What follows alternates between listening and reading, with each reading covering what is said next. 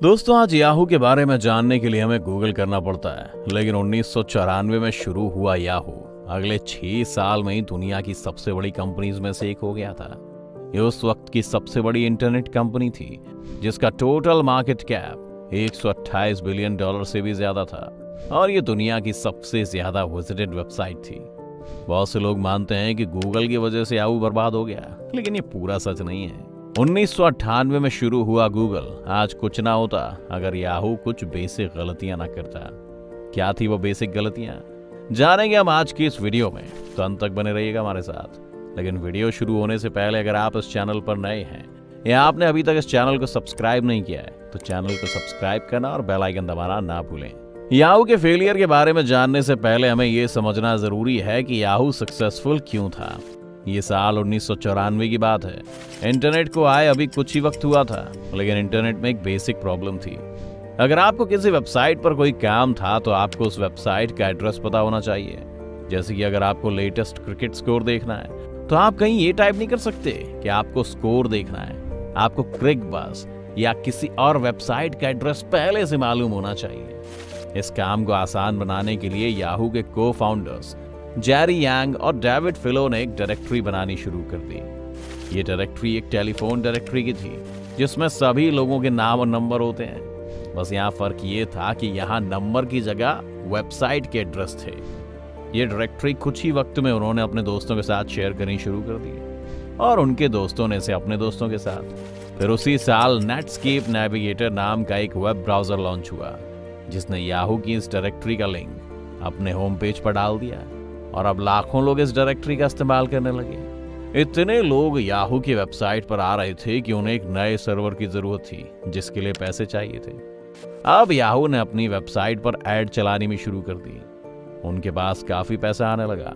Yahoo ने इसके बाद Yahoo sports, Yahoo shopping, Yahoo messenger जैसे कई सारे अपने प्रोडक्ट्स भी लॉन्च करने शुरू कर दिए।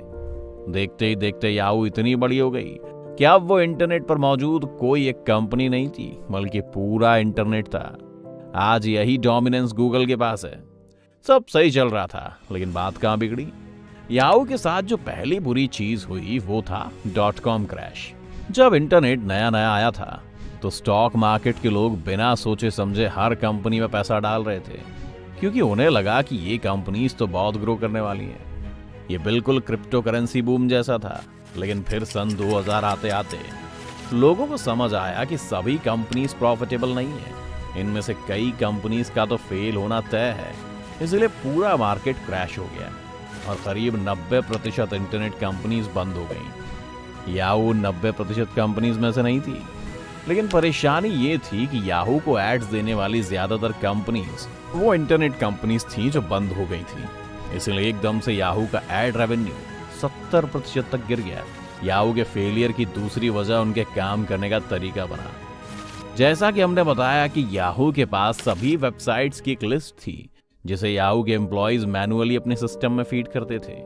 लेकिन मार्केट में अब एक दूसरी कंपनी थी। ये वो कंपनी थी जिसे .com क्रैश से पहले याहू ने 7.5 करोड़ रुपए में खरीदने से मना कर दिया था। ये थी गूगल, जिसने एक नया एल्गोरिदम डेवलप किया जो आपकी सर्च टीम के हिसाब से इंटरनेट को खुद स्कैन करता था और रेलेवेंट वेबसाइट्स की लिस्ट आपके सामने रखता था, जिसे हम सर्च इंजन कहते हैं। ये सर्च इंजन वाली टेक्निक याहू से ज्यादा एक्यूरेट रिजल्ट्स देती थी। याहू के पास ऐसा कुछ नहीं था, इसीलिए याहू ने गूगल के साथ एक डील की और गूगल के सर्च बार को अपना होम पेज पर डाल दिया। गूगल सर्च के याहू में आने के कारण याहू ने गूगल को फ्री पब्लिसिटी दे दी और लोगों को भी गूगल पसंद आने लगा। सर्च करने का मतलब गूगल करना बन गया। जब याहू को ये चीज रियलाइज हुई तो उन्होंने गूगल को खरीदने का सोचा और गूगल ने इस बार उनके सामने 7500 करोड़ रुपए का बड़ा प्राइस रखा। याहू ये प्राइस देने के लिए भी तैयार था, लेकिन इस डिसीजन में उन्होंने इतनी देर लगाई कि जब तक वो ये डील पूरी कर पाते गूगल का मार्केट प्राइस 3 गुना तक बढ़ गया था, जो याहू ने देने से मना कर दिया। गूगल के साथ लोगों को एक फायदा ये था कि जब लोग गूगल पर कुछ सर्च करते थे तो उन्हें उनकी सर्च के हिसाब से ही एड्स दिखाई जाती थी, जबकि याहू में रैंडम एड्स होती थी। इसीलिए गूगल की एड्स पर लोग ज्यादा क्लिक करते थे। और यही वजह बना कि कंपनीज ने भी याहू से ज्यादा गूगल को एड्स देना प्रेफर किया। याहू लगातार इंटरनेट डोमिनेशन की रेस में पीछे हो रहा था। तब उन्होंने याहू सर्च भी लॉन्च किया और गेम में वापस आने की कोशिश की। याहू के पास 2006 में फेसबुक को $1 मिलियन में खरीदने का मौका भी आया। मार्क जकरबर्ग ये कंपनी नहीं बेचना चाहते थे, लेकिन उनके ऊपर बोर्ड मेंबर्स और इन्वेस्टर्स का ये प्रेशर था कि अगर याहू $1 बिलियन दे तो उसे खरीद लो। फेसबुक याहू की हो जाती, लेकिन याहू ने अपने ऑफर को घटाकर $850 मिलियन कर लिया और जकरबर्ग को इस ऑफर को रिजेक्ट करने के लिए एक बढ़िया बहाना मिल गया। याहू के फेलियर का एक और रीजन था कि उनके पास कोई विजन नहीं था कंपनी को ग्रो करने का। उन्हें पता ही नहीं था कि याहू को किस चीज पर फोकस करना है। जैसे एक बार याहू के एम्प्लॉयज को एक ट्रिप पर ले जाया गया और उनसे कहा गया कि वो उन्हें कुछ कंपनीज के नाम देंगे और उसके बाद उनके मन में पहला जो शब्द आए उन्हें वो कागज पर लिखना है। गूगल के आगे सबने सर्च लिखा, अमेजॉन के आगे शॉपिंग, माइक्रोसॉफ्ट के आगे सॉफ्टवेयर, लेकिन जब उनसे याहू बोला गया तो सभी ने अलग अलग जवाब लिखे, क्योंकि याहू ने लगभग हर फील्ड में एक नया प्रोजेक्ट खोला हुआ था।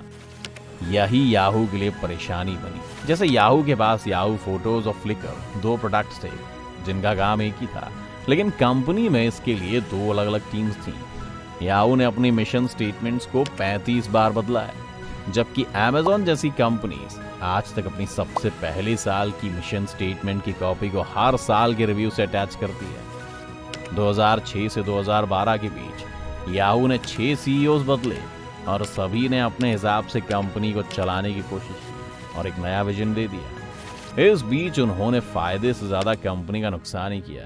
जैसे कि जेरी यांग ने सीईओ रहते हुए अलीबाबा ग्रुप में $36 बिलियन का बड़ा स्टेक खरीदा था, लेकिन स्कॉट थॉमसन और मैरिसा मेयर ने ये सारा स्टेक 2012 तक बेच दिया।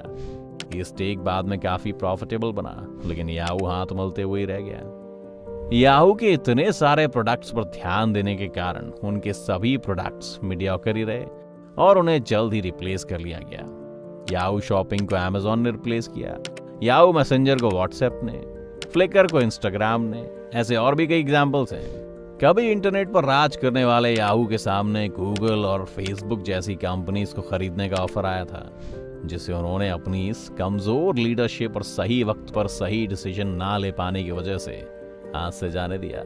और इसका परिणाम ये निकला कि आज वेरिजॉन ने याहू को सिर्फ $4 बिलियन देकर खरीद लिया है। याद रखिए, याहू वो कंपनी है जो सन 2000 में $128 बिलियन की कंपनी थी और अगले कुछ सालों में $1 ट्रिलियन की कंपनी बन सकती थी। आपको याहू की सबसे बड़ी गलती क्या लगती है? हमें कमेंट में जरूर बताइएगा। उम्मीद है ये वीडियो देखकर आपको काफी कुछ जानने को मिला होगा। अगर आपको वीडियो पसंद आया हो तो वीडियो को लाइक करें। अगर आप चैनल पर नए हैं या आपने अभी तक चैनल को सब्सक्राइब नहीं किया है तो चैनल को सब्सक्राइब करना और बेल आइकन दबाना ना भूलें।